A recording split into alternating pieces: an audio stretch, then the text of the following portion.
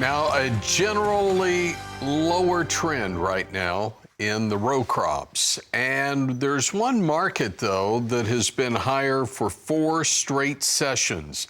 It's actually leading as far as a streak, if you will, when it comes to the row crops. Is that market higher today as everything else is selling off? Let's find out. It's rice. Yeah, the rice market moving higher for now the 5th straight session.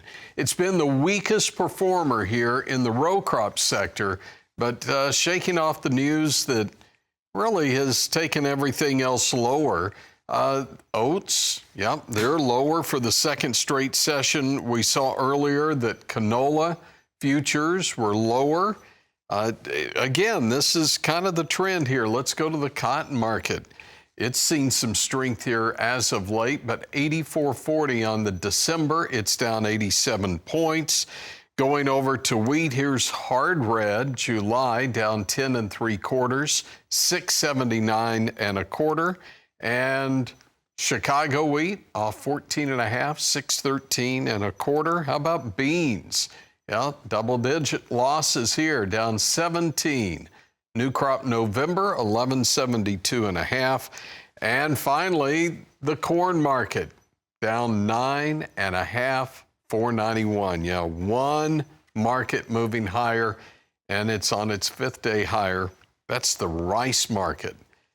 Okay, let's dig a little deeper into the markets now, and we've got the Director of Global Research for CHS Market Advisors, Ken Zuckerberg. And Ken, I don't see any bears behind you. I don't see any bulls behind you either, but a bear behind you. What happened?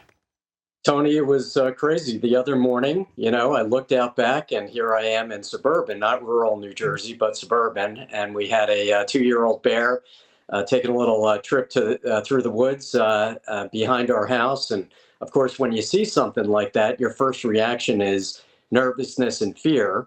But the bear was going the other direction and away from me. And I think that's kind of an interesting metaphor for what we've seen in the past few months, both in terms of the equity market and the grain markets, but for today. I guess my main point here is that, at least in the grain sector, we had been very, very nervous about crop margins, field crop margins, the spike in fertilizer prices with the Iran situation. And, candidly, myself included, we had been really thinking, wow, farmers are going to get squeezed. We had a couple of weeks here of, again, other than today, the soybean complex, soybeans moving higher, corn moving higher. I think there was a good fundamental story in corn, both from a U.S. consumption and an ethanol export demand.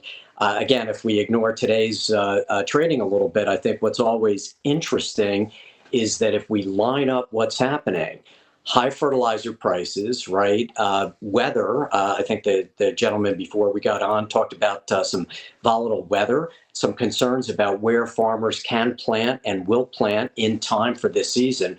We actually think that we might see a lower corn acreage number coming out from WASDE out in June, which actually would be supportive to the corn complex. On the equity side, Tony, that one was interesting, right? They took the market down 5% in March. It was up 10%. We haven't seen that in a number of years. It's one of the best single months in my career, and that spans about 40 years.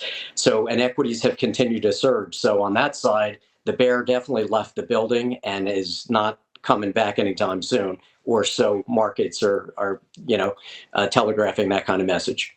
And, again, I'm thinking of this whole analogy, and isn't it very apropos here that you look out and you see this bear out of nowhere. You're not expecting it. And it's almost as if the bear showed up today in those row crops unexpectedly, again, based upon just some headlines and the latest news. Ken, it's always great to see you.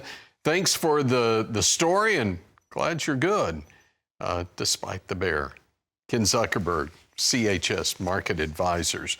We're taking a break here. We're coming back looking at more markets. How about a bull market? Is it still in bull territory? We'll find out in a moment. This is Market Day Report.